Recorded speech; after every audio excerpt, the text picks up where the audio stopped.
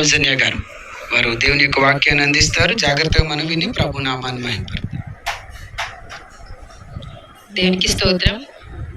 ముందుగా నాకు ఈ సమయం ఇచ్చిన దేవదేవుని నా వందనాలు. ప్రేమరాజానికి జీవనానికి కూడా మీ అందరికీ కూడా నా వందనాలు. చిన్న స్టోరీ చెప్పి వాక్యంలోనికి వెళ్దాము. అడవిలో చాలా జంతువులు ఉంటాయి కదా, మీ అందరికీ తెలుసు. అలా అడవిలో చాలా జంతువులు మిస్ అవుతూ ఉంటున్నాయంట. ఏంటి ఇలా మిస్ అవుతున్నాయి అని చెప్పేసి ఆలోచిస్తూ కొన్ని జంతువులన్నీ కలిపి ఏమవుతుంది అని ఏమంటారు ఒక సైడ్కి వెళ్ళి అబ్జర్వ్ చేస్తూ ఉన్నాయి. ఎందుకు అడవిలో జంతువులన్నీ మిస్ అయిపోతున్నాయి అంటే, ఒక కొండ చిలువ ఎవరు లేని టైంలో ఒంటరిగా ఏదైనా జంతువు ఉంటే దాని మీద అటాక్ చేసి దాన్ని తినేస్తుంది అనమాట. ఈ విషయాన్ని చాలా రోజులుగా చాలా జంతువులు మిస్ అయిపోయిన తర్వాత తెలుసుకున్నాయి. ఆవిడ వెంటనే సింహం దగ్గరికి వెళ్ళి, సింహరాజా ఈ కొండ చిలువ చాలా జంతువులు మిస్ చేసేస్తుంది, ఏం చేద్దాం అంటే ఆ సింహం ఏమందంటే, సరే అయితే ఒక పని చేద్దాం, ఈ కొండ చిలువని అడవి నుంచి బహిష్కరిద్దాం అని చెప్పేసి అంటే, సరే అని చెప్పేసి జంతువులన్నీ కలిసి ఆ కొండ చిలువని అడవి నుంచి బయటకు పంపించేస్తాయి. కొండ చిలువ చాలా దిగాలుగా, ఎందుకంటే తెలిసిపోయింది కదా ఇప్పటి వరకు తన సైలెంట్ గా చేసింది, తెలిసిపోయింది కాబట్టి చాలా దిగాలుగా వెళ్తుంది. తన ఆహారం అంతా పోయింది, ఇప్పుడు నాకు ఇంకేమీ లేదు అని వెళ్తుంటే ఊరి చివర అంటే అడవి చివరిలో ఒక ఇల్లు కనిపించిందంట. ఆ ఇంటి దగ్గరికి వెళ్ళి అక్కడ కోతి ఉంటుంది, కోతి నివసిస్తుంది. కోతిని అడుగుతుంది, ఆ కోతి కొంచెం నాకు ఈ నైట్ కి నేను పడుకోవడానికి నాకు అవకాశం ఇస్తావా అని అడిగితే, కోతి కొంచెం భయపడింది. ఎందుకు, ఇది పాము కదా, ఎలాగ చంపేస్తుందేమో అని భయపడుతూ ఇంట్లోకి అయితే రావద్దు కానీ బయట ఉండు నువ్వు అని చెప్పేసి అంటది. సరే నేను బయటే ఉంటానులే, నేను చాలా మంచిదాన్ని, నన్ను చెడ్డగా అనుకోకు అని చెప్తాది. సరే అయినా కానీ నేను ఒప్పుకోను, నువ్వు బయటే ఉండు అని చెప్తుంది. బయటే ఉంటది. సరే ఉదయం లేచేటప్పటికి చాలా చలికి వణికిపోతూ పాము కనిపించేటప్పటికి ఇది పాపం జారి పడుతుంది అనమాట కోతి. సరే అయితే అని చెప్పేసి నువ్వు ఎక్కడికి వెళ్ళాలనుకుంటున్నావు, నీ ఇల్లు ఎక్కడ ఏంటి అని అడుగుతుంది కోతి.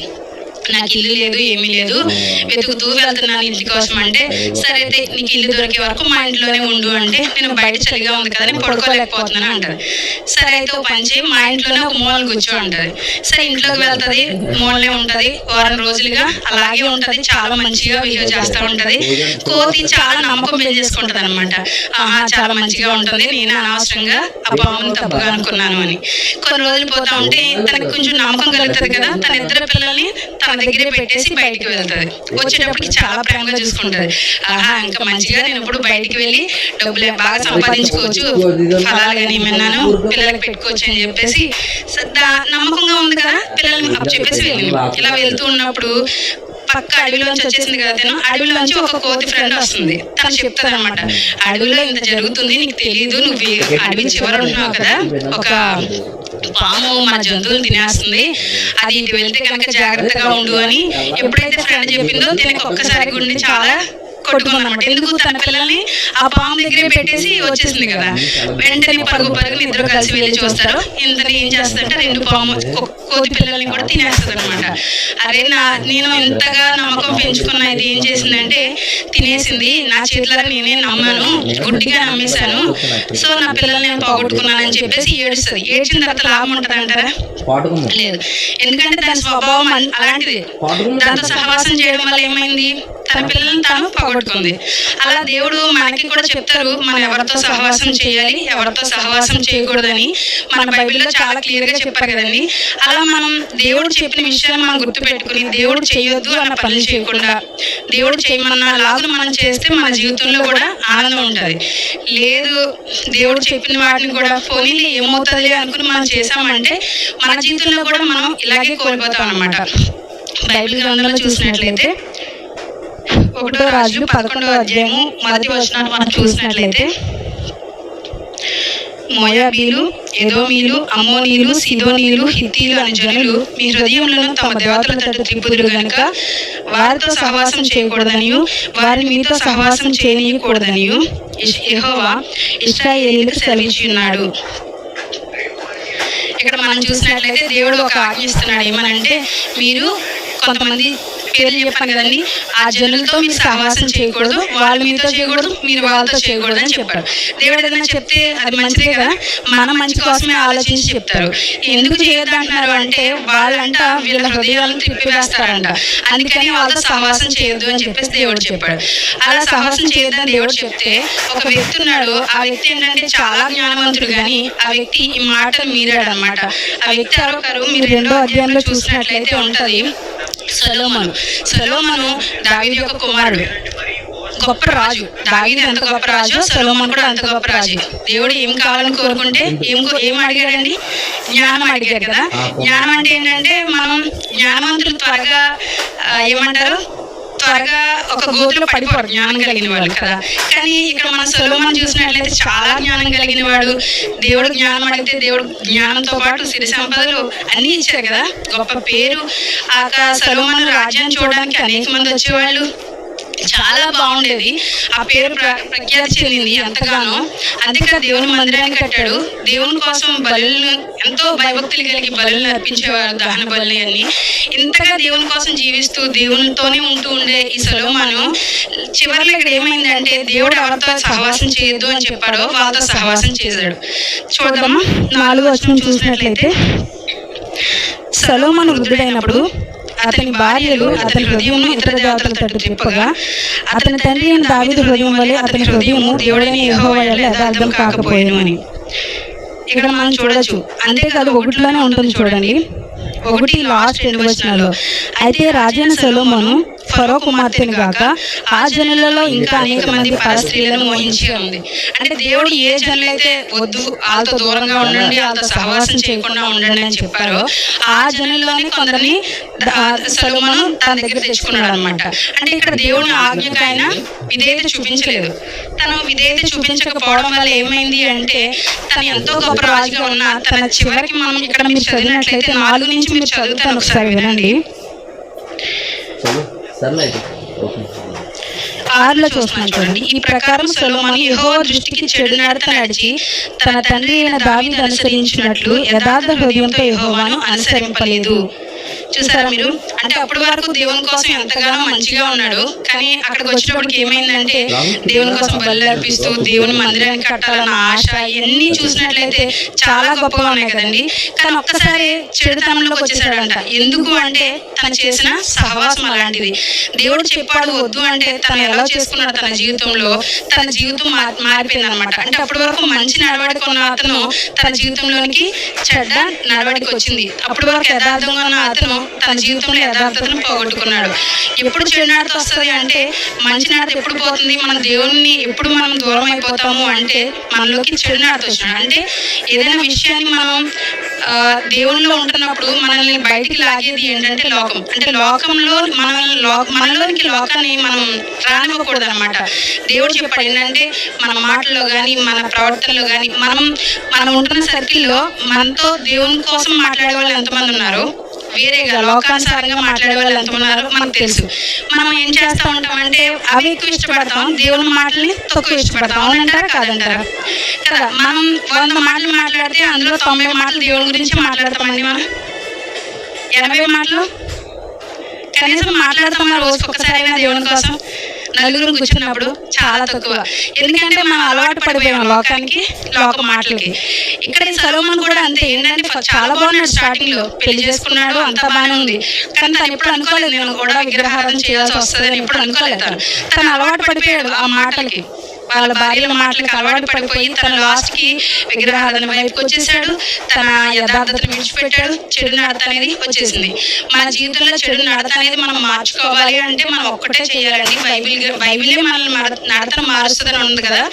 మన నడతను ఏం చేస్తుంది? మన వాక్యమే కదా సరిచేస్తుంది. కాబట్టి వాక్యం అంటే దేవుడు మనలో ఉండాలి. మనలో ఉంటేనే మన నడతలు కానీ మన స్థితి కానీ ఏదైనా మార్చబడుతుంది. లేదు అంటే సొలొమోను స్థితి ఏ విధంగా అయిపోయింది లాస్ట్కి మన స్థితి కూడా అలాగే అయిపోతుంది. మీరు చూసినట్లయితే ఇంకా ఇక్కడ ఉంది, దేవుడు అంట 2 మార్లు ఆయనకి చెప్పాడంట దేవుని అంటే ఆ దేవతల్ని వెంబడించొద్దు అని దేవుడు 2 మార్లు హెచ్చరించాడంట.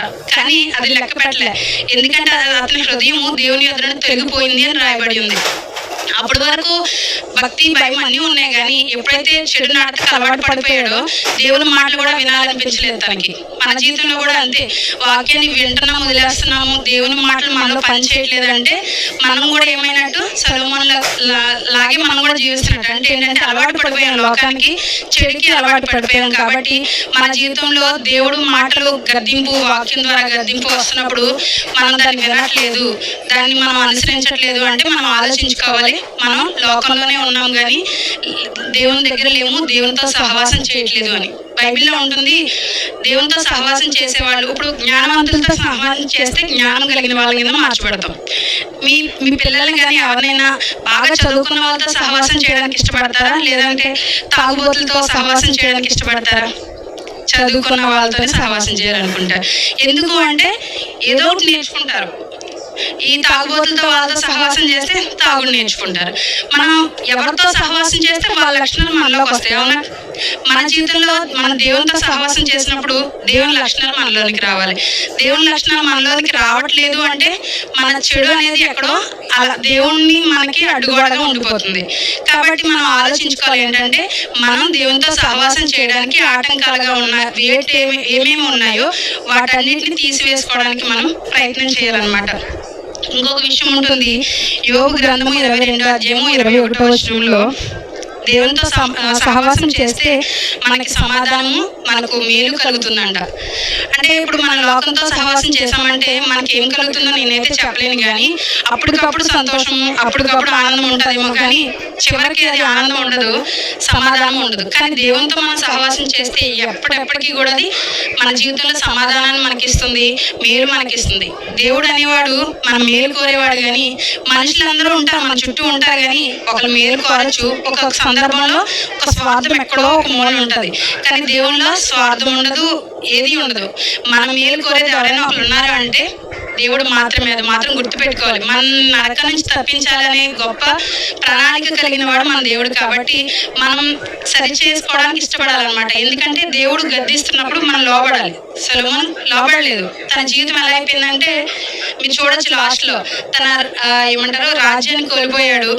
దేవుడు కోపగించి అని ఉంటుంది. అంటే సొలొమోను మీద దేవుని కోపం వెళ్ళిందంట, మాట వినలేదు కదా. మరి మన మీద కూడా కోపం వస్తే ఎలా ఉంటుంది? దేవుని కోపం మనం ఉండగలమా? ఇక్కడ మనం కూర్చోలేము కదండి. ఎందుకంటే దేవుడు తన ప్రేమను అలా చూపిస్తానే ఉంటున్నాడు. మన మీద కోపడాలని ఆయన అనుకోవట్లేదు, కానీ ఇంకా ప్రేమను చూపిస్తున్నాడు. ఇంకా మారతారేమో, రేపు మారతారేమో, ఎల్లుండి మారతారేమో అని ప్రతిరోజు కూడా ఆయన ప్రేమ పెరుగుతుంది, కానీ తగ్గట్లేదు అనమాట. కాబట్టి సొలొమోను జీవితంలో కోపము, దేవుని కోపం తను తీసుకోగలిగాడు.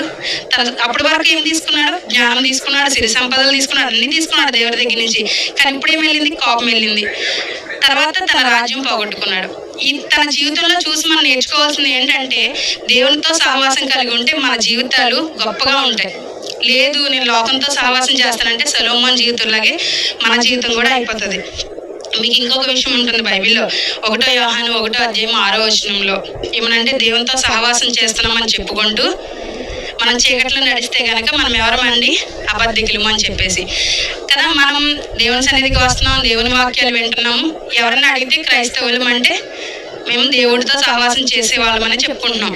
కానీ మనలో ఇంకా చీకటి క్రియలు కానీ చీకట్లో నడుస్తున్నా కానీ మనం ఎవరమైపోతున్నాం అంట? మనందరం అబద్ధికులమే. అంటే దేవునికి కూడా మనం అబద్ధం ఆడుతూ మోసం చేసే వాళ్ళలాగా ఉంటున్నాం. కాబట్టి మనలో ఇది ఉండకూడదు. మన అబద్ధికులం కాదు. అబద్ధికుడు ఎవరండి? సాతాను. మనం అబద్ధికులం అంటే మనం కూడా ఆయన లాంటి వాళ్ళం అయిపోతాం. కాబట్టి మనలో సహవాసం చేస్తున్నామని చెప్పేసి చీకట్లో నడవకూడదు. మీకు అందరికీ తెలుసు ఏలీ కుమారులు ఎవరండి? యాజకుని పిల్లలు. వాళ్ళు కూడా ఏమవ్వాలి? యాజకులు అవ్వాలి. కానీ వాళ్ళు ఏం చేశారో తెలుసా? దేవుని సన్నిధిలో ఉంటూ దేవుని సహవాసం చేయాల్సిన వాళ్ళు చీకట్లో నడుస్తున్నారంట, చీకటి క్రియలు జరిగిస్తున్నారంట. అందుకే వాళ్ళు సొలొమోను అయితే దేవుని సన్నిధిలో ఉంటూ చక్కగా దేవునిలో ఎదుగుతూ దేవుని దగ్గర నుంచి ఆయన మాటలు వినే స్థాయికి వెళ్ళాడు. ఏలీ కుమారులు మాత్రం వాళ్ళిద్దరు కూడా చనిపోయారు. మీకు తెలుసు కదా, మీ అందరికీ తెలుసు వాక్యం ఏంటంటే చీకట్లో నడుస్తూనే దేవునిలో నడుచుకున్నాం అనుకుంటున్నారు వాళ్ళు. మనం కూడా ఆ భ్రమలో ఉండకూడదు. దేవుని సన్నిధిలో ఉంటున్నాము, దేవుని వాక్యాలు వింటున్నాము, కానీ నేను చీకట్లో ఉన్నా పర్వాలేదు, ఎవరికి తెలియదులే, ఇలా ఉండకూడదు. మనం ఎప్పుడు మనల్ని చూసినప్పుడు, ఎందుకంటే మనం అది చెప్తాను కదా, దేవుడు వెలిగే ఉన్నాడు. మనం ఎలా ఉండాలి? వెలుగుగా ఉండాలి. మీకు తెలుసు కదా, మోషే కొండ దిగి వస్తున్నప్పుడు, దేవునితో సహవాసం చేసి 40 రోజులు కొండ దిగి వస్తున్నప్పుడు ఆయన ముఖం ఎలా అయిందండి? ప్రకాశంగా వెలుగుమయంగా అయింది. ఎందుకు? దేవునితో సహవాసం చేసింది ఇక్కడ వీళ్ళందరికీ కనిపించింది. మరి మనం దేవునితో సహవాసం చేసింది ఎవరికి కనిపిస్తుంది? మన లక్షణాలు ఎవరికి తెలుస్తున్నాయి? అంటే ఇప్పుడు దేవుడు కోపడ్డు, దేవుడు ప్రేమమయుడు, మనం ప్రేమ చూపిస్తున్నామా? అంటే దేవుడు జాలి పడతాడు, మనం జాలి చూపిస్తున్నామా ఎదుటి వారి మీద? మన స్వార్థం, దేవుడికి స్వార్థం అనేదే లేదు, మనం స్వార్థంగా ఉంటున్నాం కదా. ఇలా ప్రతి విషయంలోనూ మనం మార్చుకుంటూ వెళ్ళాలండి. ఎందుకంటే మనం దేవుడు వారమని చెప్పుకోవడం కాదు, దేవుని ఇలాగా మార్చబడాలన్నమాట. అప్పుడే మన నుండి దేవుడు సంతోషించేవాడుగా ఉంటారు. లేదు నేను ఇంకా చీకట్లో నడుస్తూ ఉంటాను కానీ పైకి మాత్రం వెలుగుగా ఉంటాను అంటే అది కూడా ఎవరండి? సాతానే కదా. పైకి మాత్రమే వెలుగుదూత వేషంగా ఉంటుంది, లోపలంతా చీకటి. కాబట్టి ఏంటంటే మన క్రియలు, మన జీవితం, మన మాటలు, మన ఆలోచన విధానం అన్నీ కూడా మార్చబడాలి. ఇవన్నీ మార్చబడాలి అంటే మనం ఎవరితో సహవాసం చేయాలి? దేవునితో సహవాసం చేయాలి. దేవునితో సహవాసం చేస్తూ కూడా చీకటి ఉంటుంది అంటే ఎక్కడో పాపం అనేది మనలో ఇంకా కొనసాగుతుందని అర్థం. కాబట్టి దాన్ని కట్ చేసుకుని దేవునితో సహవాసం చేయడానికి ఏది అడ్డొచ్చినా అది తీసుకోవడానికి మనం ప్రయత్నం చేస్తే మనం కూడా చక్కగా ఎదగలుగుతాం. ఇంకా మనం చూసినట్లయితే మన బైబిల్ గ్రంథంలో మీ అందరికీ తెలిసిన విషయాలు చెప్తాను 2-3. దేవునితో సహవాసం చేస్తూ చేస్తూ చేస్తూ ఉన్న అబ్రహాము దేవుని స్నేహితుడిగా మారిపోయాడంట. తెలుసు కదా మీ అందరికీ. ఎందుకు స్నేహితుడిగా అయిపోయాడు అంటే దేవునితో అంత సహవాసాన్ని కలిగి ఉన్నాడు కాబట్టి. ఆయన ఎక్కడికి వెళ్ళాలన్నా దేవుడు ఏం చెప్తే చేశాడు కదండి. ఒక స్నేహితుడు ఎలా ఉంటాడంటే, ఇప్పుడు తనకి ఏదైనా జాబ్ వచ్చింది అనుకో, బెస్ట్ ఫ్రెండ్ తనకి జాబ్ వచ్చింది అనుకోండి, తన ఫ్రెండ్ కూడా జాబ్ రావాలని చూస్తాడు కదా. అంటే ఎలా ఉంటుందంటే, మన స్నేహితుడు మన దేవుడితో స్నేహాన్ని కలిగి ఉంటే మన ఆలోచన విధానాన్ని మార్చడానికి ట్రై చేస్తాడు, మనల్ని కాపాడడానికి ట్రై చేస్తాడు, మనకి ఏదైనా ప్రమాదం వస్తే ముందే చెప్పడానికి ట్రై చేస్తాడు. ఏంటంటే ఒక స్నేహితుడుగా ఉన్నప్పుడు మన జీవితాలు కూడా ఆ స్నేహితుడిని పోలి ఉంటాయి, అంతే కదా. 6 నెలలు సహవాసం చేస్తే వాళ్ళు అవుతారని చెప్పేసి సామెత ఉంటుంది. దేవుడితో మనం సహవాసం చేసి దేవునితో మనం స్నేహాన్ని కలిగి ఉంటే దేవుని లక్షణాలు మనలోకి వచ్చేయాలన్నమాట. అప్పుడే మనం నిజంగా ఆయన స్నేహితుడిగా ఫీల్ అవ్వాలి మనం. లేదు అంటే మన మాటల మట్టుకే ఉన్నాం కానీ చేతల మట్టుకు లేనట్టే అవుతుంది. కాబట్టి మనం బాగా ఆలోచించుకోవాలి, మన స్నేహితుడిగా మనం ఎవరిని సాతాన్ని తీసుకుంటున్నామా లేదా దేవుడిని తీసుకుంటున్నామా? బైబిల్ గ్రంథంలో ఒక మాట ఉంటుంది, కీర్తన 106:35లో, 106వ అధ్యాయము 35వ వచనంలో, అన్యజనులతో సహవాసం చేసి వారి క్రియలు నేర్చుకొనిరి అని. అన్యజనులతో సహవాసం చేస్తూ వారి క్రియలు అయితే నేర్చుకుంటున్నారు కానీ దేవునితో సహవాసం చేస్తూ దేవుని క్రియలు నేర్చుకోలేకపోతున్నాం అనమాట. మనందరం కూడా ఆలోచించుకోవాలి. నేను బయట వాళ్ళతో సహవాసం చేస్తూ వాళ్ళ మాటలు మనకు వచ్చేస్తూ ఉంటాయి. ఒకసారి కొంతమంది చూసినట్లయితే తెలంగాణలోకి వెళ్ళారనుకోండి, తెలంగాణ యాస వచ్చేస్తుంది ఒక 2 సంవత్సరాల్లో. లేదా ఇంకొక దగ్గరికి వెళ్తే ఇంకొక స్లాంగ్ వచ్చేస్తూ ఉంటుంది. ఎందుకంటే వాళ్ళతో సహవాసం వాళ్ళు నేర్చేసుకుంటాం మనం. కానీ నాకు తెలిసి చిన్నప్పటి నుంచి మనం దేవుని సన్నిధికి వస్తున్నాం, దేవుని వాక్యాలు వింటున్నాం, దేవుని మాటలే వింటున్నాం కానీ దేవునిలో మార్చబడుతున్నామా? అంటే మనం నేర్చుకుంటున్నామా దేవుని లక్షణాలు కానీ దేవుని క్రియలు కానీ అని ఆలోచించుకుందాం మనం ఈ రోజు నుంచి. నేను ఒక మాట మాట్లాడుతున్నప్పుడు దేవుడు ఒకవేళ నా ప్లేస్లో ఉంటే ఇలాగే మాట్లాడతారా అని ఆలోచించుకోవాలి. లేదా మనం వేరే వాళ్ళ గురించి అలా చెప్తున్నాం మనకి ఎవరికైనా, అరే దేవుడు ఒకవేళ ఇక్కడ దేవుడు ఉంటే నేను దేవుడు ఇలా చెప్తారా? చెప్పడు కదా, నేను ఇలా చెప్పకూడదు. ఒకరి మీద కోపం ఉంది, దేవుడు ఇంతసేపు కోపాన్ని క్యారీ చేస్తాడా? లేదు. కాబట్టి నేను చేయకూడదు, అలాగా వదిలిపెట్టేద్దాం. దేవుడు ప్రేమించమన్నాడు, దేవుడు క్షమించమన్నాడు కాబట్టి ఇక నుంచి నేను అలా చేద్దాం అని మనం ప్రతి విషయంలో సరి చేసుకుంటూ వెళ్ళినట్టయితే మనల్ని చూసి దేవుడు ఆనందపడతాడు. ఎలా అంటే మనం ఒకవేళ లోకంతో సహవాసం చేయడం వల్ల సొలొమోను పోగొట్టుకున్నాడని, అంతేకాదు మీకు తెలుసు తప్పిపోయిన కుమారుడు కూడా తన స్నేహితులతో సహవాసం చేసి తనకున్న ఆస్తిని అంతటిని పోగొట్టుకున్నాడు. అవును కదండి.